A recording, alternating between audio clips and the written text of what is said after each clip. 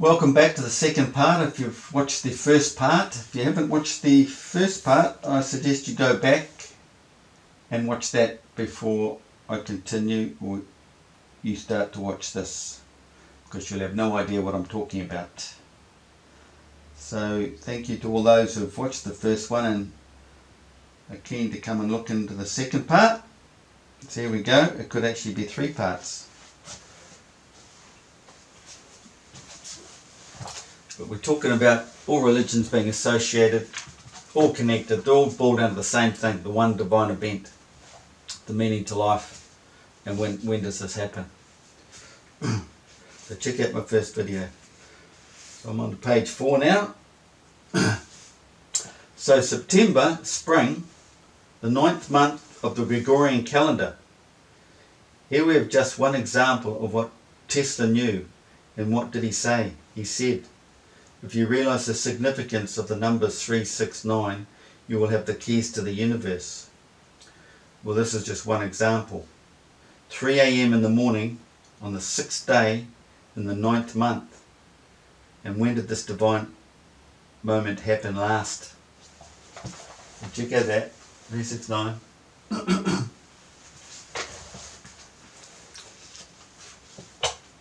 When did it happen last, eh? Well, just recently. Gone over everyone's head, everyone missed the event. So what did King Herod, now we go back a bit, does anyone know when this event happened? Of course not. It all went quietly under the radar.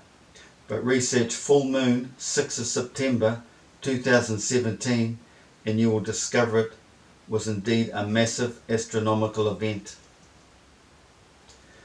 Now all my research reverts back to that year because of this divine alignments and everything worked out with religion. You just look up religion. If you can study it and go deep and have a bit of spiritual insight, you understand it all. It's all connected to that one divine event. So it might never ever happen again for another 7,000 years or 1,000 years or 10,000 years, I don't know. There's a few different versions told by people who do understand the Bible and religion. So check it out, just go online, there's plenty of versions. I've got one, I hope I wrote it in here somewhere. I'll let you know later. But anyway, of course not, it went quietly under the radar. But research full moon 6th of September 2017 and you will discover it was indeed a massive astronomical event. So what did King Herod order when he knew a Christ was born?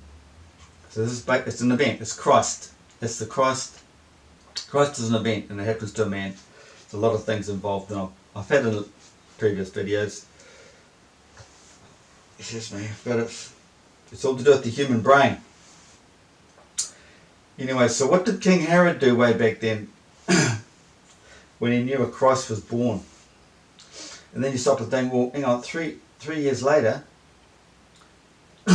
what has Bill Gates, Fauci and the rest of their satanic Freemasons created to eliminate any such Christ? Something to think about, isn't it? It's just a thought, maybe one hell of a coincidence. He's trying to vaccinate everybody because maybe they know the effects the pineal gland has on the human body. They're not freaking stupid, the people who run this world. Like I say, what do you think the pine cone's sitting in the middle of the Vatican for? They know exactly what it does. If they know how to fry it, they'll fry it. So we know fluoride fries it. But you don't eat your fluoride, don't eat your toothpaste, whatever you do. And a lot of other things probably do as well. Stuff they add to their food. But specifically this vaccination could fry it.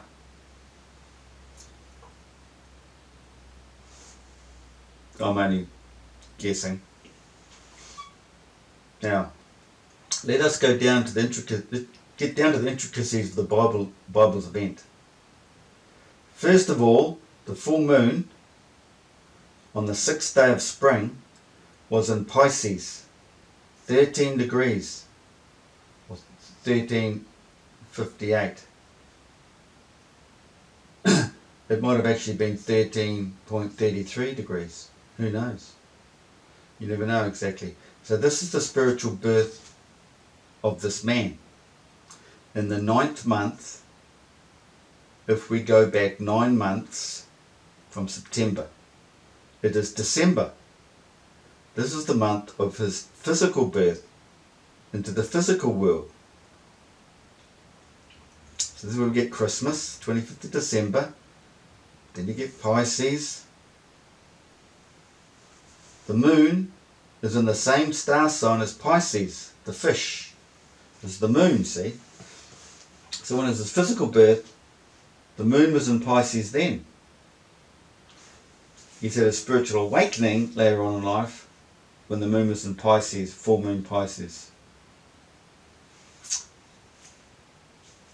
So Pisces in December occurs on the 23rd and 24th of December if we use the 2017 as the same biblical event, which is pretty close to the 25th, isn't it, of December? Jesus' birth. Not the Christ birth. It's Jesus, a person's physical birth, whatever his name is. It's his physical birth. Jesus, the man's name used in the story. Christ is the event.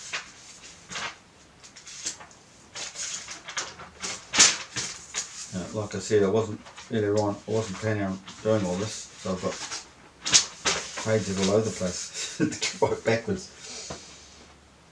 From December the 25th to the following September the 6th is 556 days. 2 plus 5 plus 6 equals 13. Mightn't mean much. That is 29 days in that is if you use 29 days in February. That's our Gregorian calendar. But if we use 2017 as the example again, that year had only 28 days in March. So that is 255 days equals 12. There's nothing special there though. I can't connect too much to that. So this was the moon sign. Now we go look at the sun sign and we get Capricorn the Goat at his physical birth, known as the sea goat, ruled by Saturn and the Sumerian god of wisdom and water, Enki, who also had the head and upper body of a goat and lower body and tail of a fish. So here is a connection with the sun and the moon's positions at the time, and the Jesus Christ story of the fishes. So you've got the goat, or the ram, could be the ram Aries, but the goat as in the Capricorn, but then you've got the fish representing the moon sign. So you've got the sun sign and the moon sign together. You see, and then you go down to Enki, then you can think of, I'll go into that later, Gilgamesh. Anyway, what have we got here? Same person, this twin. Well, that's the Gilgamesh story. Gilgamesh holding the lion, Leo, and the headless snake. Well, yeah, just wandering off track a little bit. So you got Gilgamesh, and then you got Enkidu standing next to him. Enkidu's got the horned head again. So it's another horned animal. So I think we're talking Aries in that case. You've got Aries, but he's got the hooved feet. So that could, I think, is representing the whole ram, or goat. But Gilgamesh is standing there with the lion. So he's tamed the lion. That's the Leo. And he's holding the snake. He's chopped the head off the snake. So the snake always just represented the magnetic field. And this is another big divine story I've got in previous videos. The connection between the two sky rotations, the northern and southern hemisphere, and the gap at the celestial equator. And it's springtime, it parted at this particular time. And so the magnetic field has come up. It's a bit deep, but anyways, chopped the head off it. And this is It's associated with the magnetic field and the chopping of a man's head, because his old life is gone and he's now got the new head, the new spiritual awakening. It's all connected to that. And you'll see in some Egyptian hieroglyphs where they've got the two big, they look like, people think it's to do with electricity, and they come right up like this, and they have the snake in there. That's the magnetic field. That's the northern and southern hemisphere. And you'll see in another depiction where the cat's got a knife and he's chopped off. The cat sees chopped off the head. So that's connected too. That's the same thing. All boils back to that one divine event.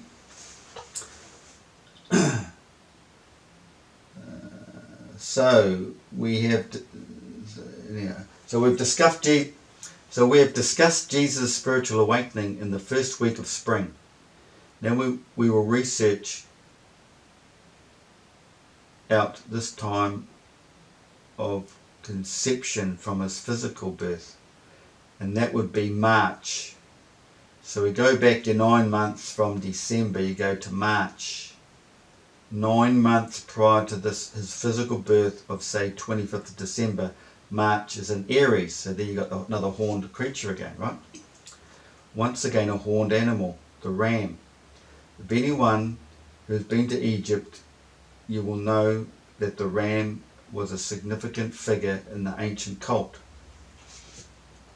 So this is his sun sign. But on the 25th, the 26th, 27th, 2017, the moon sign is once again in Pisces. The 28th being the new moon. Only 1 day off.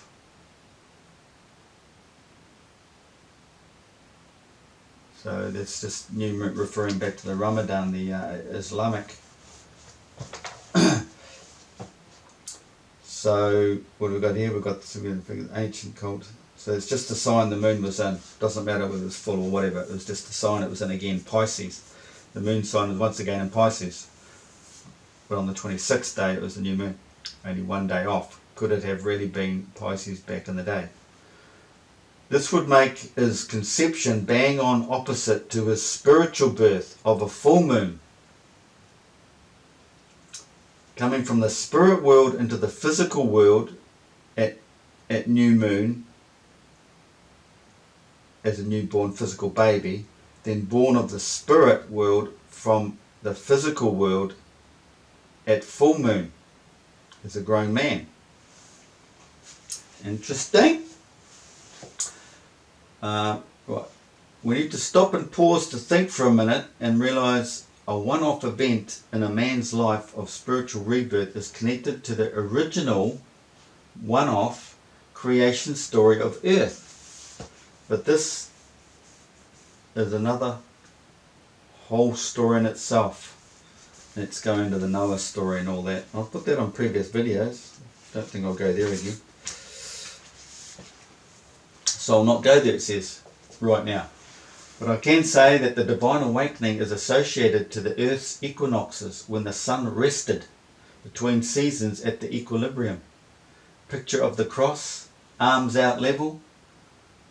For some reason the human experience happens 17 days before the Earth's day of rest.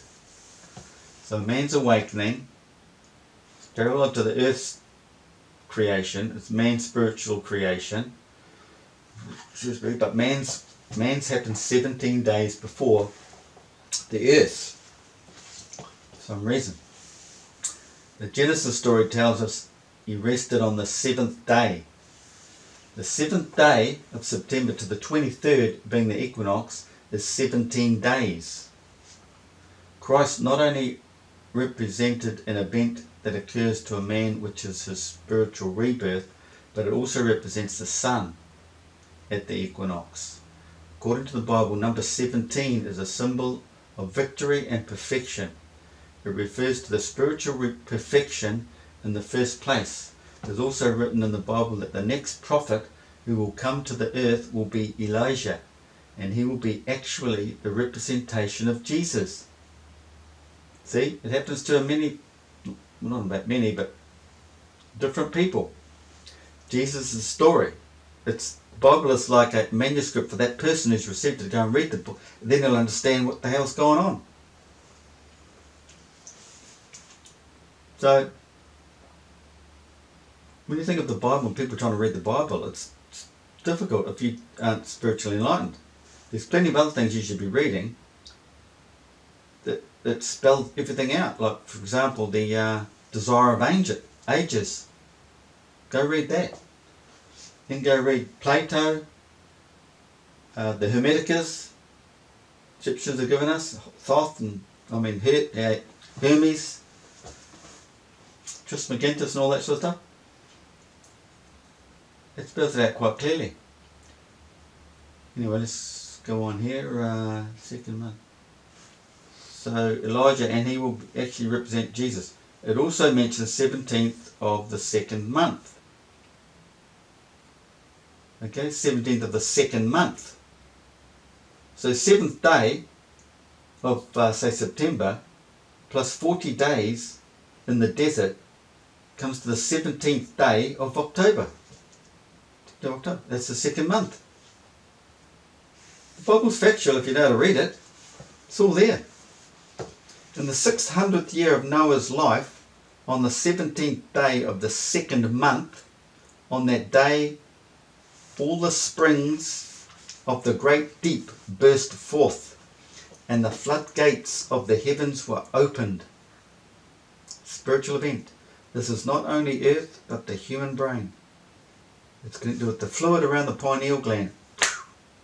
It gets released. It is also 17 days from the 21st of August, full solar eclipse. So the 6th or the 7th is 17 days after the 21st August solar eclipse in 2017. It's another 17 days.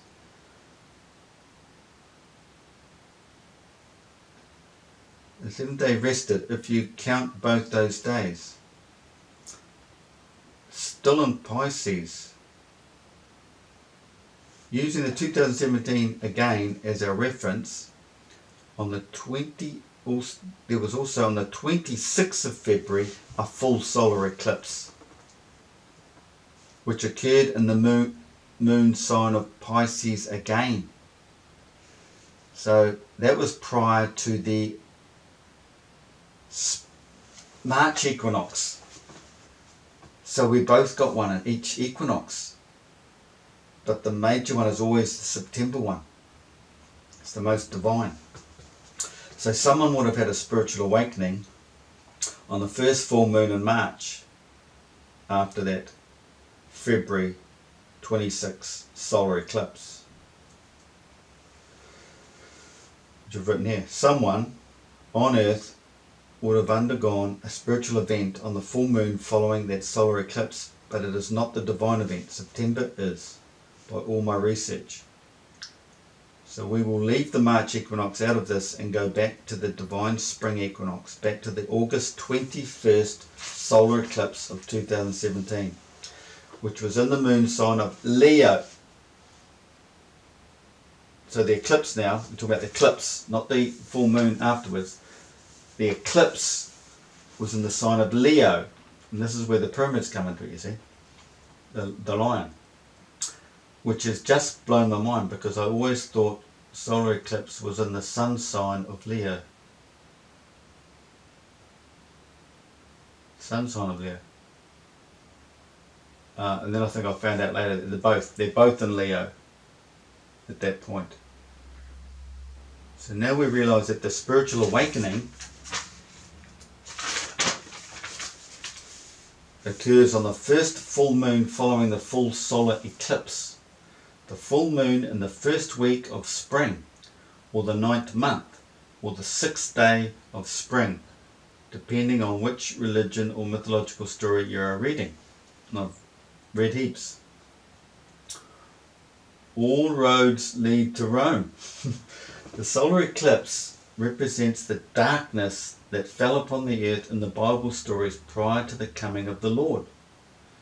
Let's go back to September the 6th again, at the full moon in Pisces. Where was the sun? The sun was in Virgo. which is ruled by Mercury. As it is the second decan, it has Saturn influence, which is Capricorn as well, this December thing, which takes you back to the sun sign in Capricorn again, or the connection there. Mercury was aligned to cause the solar eclipse. That's the third entity. That's the small pyramid. It's you've got Mercury, and the small pyramid in Egypt's called what? Starts with M. Mercury. Can't remember now. That's what happens in a solar eclipse. That they all line up. It's not this bullshit of the spinning ball and shadowing and whatever. It's flat. What have we got here?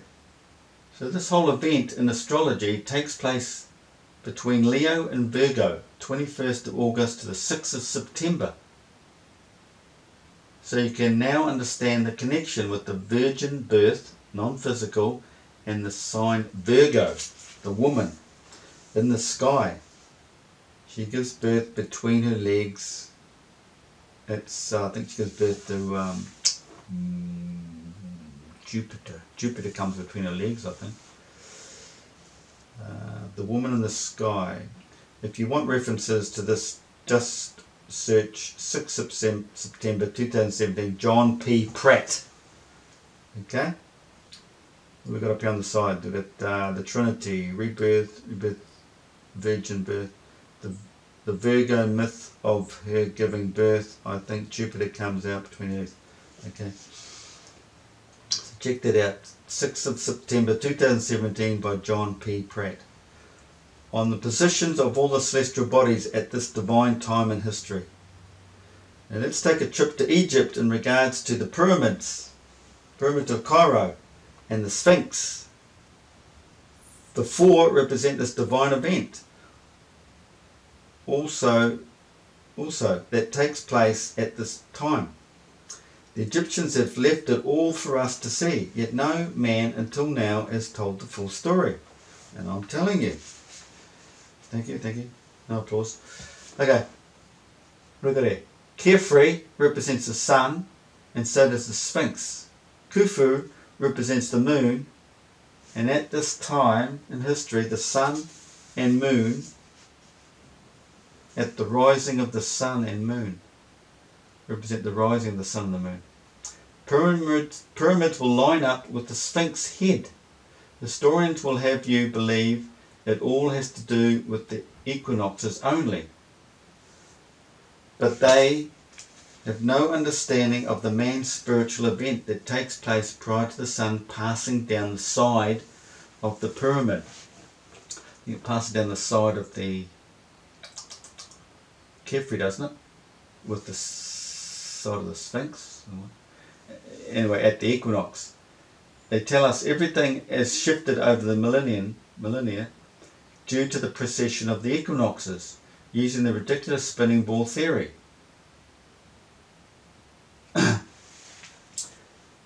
Let's go back a bit. Something I want to expand on. Pyramids will line up with the Sphinx. So I've put Khufu as the moon period furthest north, because that's what happens to the moon in September. But the sun is always furthest north because it's at the centre of the black hole. It's right in the centre. Everything comes out from the centre. That's north. So I could be wrong. Historians in that say Carefree represents the sun. That's what I've worked on here. For some reason I went with that because I thought the moon, being September and the special divine time, taking the moon furthest north. But like I say, the sun is always furthest north. So Khufu could be representing the sun. I have to look into that. I want to get back to Egypt. I've been to Egypt. I want to go back. I'm going in a helicopter and I'm getting up there and I'm going to see where the sun comes up, back in line with those pyramids. The top of the pyramid and the top of the Sphinx. Now, this is there's going to be like 5-6 years on, isn't it? So, is it drifted? Is the position of the equinoxes or what? I mean, the centre of Earth is a vortex. It's just like a tornado. It does move. it's like this. And the sun's sitting in there. And there's Polaris. The sun is Polaris. So this movement here, you're going to get Polaris there, there, or there. And they'll want to tell you that that was a different star, that was a different star. But no, it's all representing Polaris because it's the sun. It's going like that. So does it go like that? Maybe it does. It's a vortex. It's like a tornado. So maybe things do move around. So over 4 years, as it moved that little bit, I think it'll be stuff all of it has. So it's going to show me on the 6th day of September. Well, no. Well, the moon won't be lining up, but the sun does the same thing every year. The sun is the same. The moon won't be. So I'm going to catch the moon. I'm pretty sure I'm going to catch the sun, sorry, lining up with one of those pyramids and the top of the Sphinx. So it's going to cost me a bit. Don't tell my wife. Okay, so we're going back here. Okay, so they have no understanding. Got into there. So sticking with Egypt, yeah. Akhenaten represented the sun. The story surrounding his so-called reign is based on the fact the sun rules. The sun with the black hole is our creator. Excuse me. This is another long story. But anyway, it was said to have ruled, he was said to have ruled for 17 years, which is total rubbish. Once again, it represents the 17 days between the 7th of September to the 23rd for the equinox. But most likely from the 21st solar eclipse to the birth on the full moon of the 6th of September. Like I say, there's a few 17s involved with this event.